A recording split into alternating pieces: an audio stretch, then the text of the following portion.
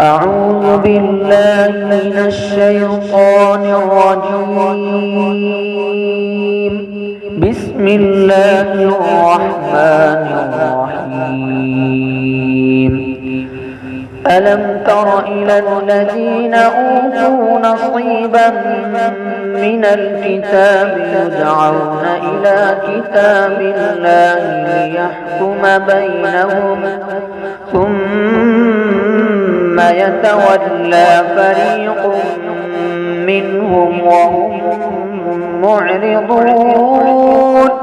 ذلك بأنهم قالوا لن تمسنا النار إلا أياما معدودات وغرهم في دينهم ما كانوا يفترون.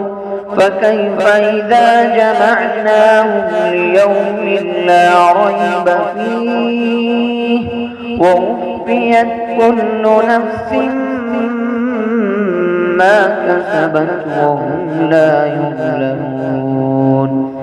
قل اللهم مالك الملك تؤتي الملك من تشاء وتنزع الملك ممن تشاء وتعز من تشاء وتذل من تشاء بيدك الخير إنك على كل شيء قدير.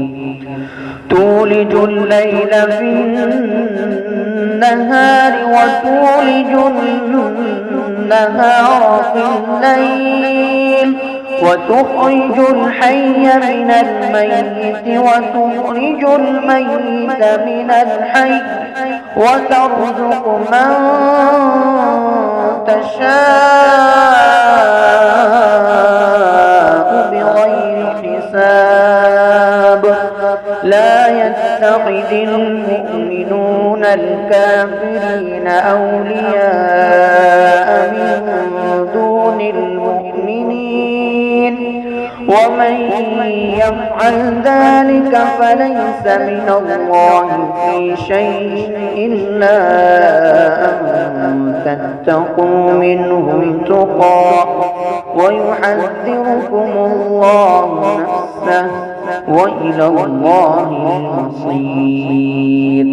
قل إن تخفوا ما في صدوركم أو تبدوه يعلمه الله ويعلم ما في السماوات وما في الأرض والله على كل شيء قدير. يوم تجد كل نفس ما عملت من خير محضرا وما عملت من سوء تود لو أن بينها وبينه أمدا بعيدا ويحذركم الله نفسه والله رؤوف بالعباد. صدق الله العظيم. Thanks for watching.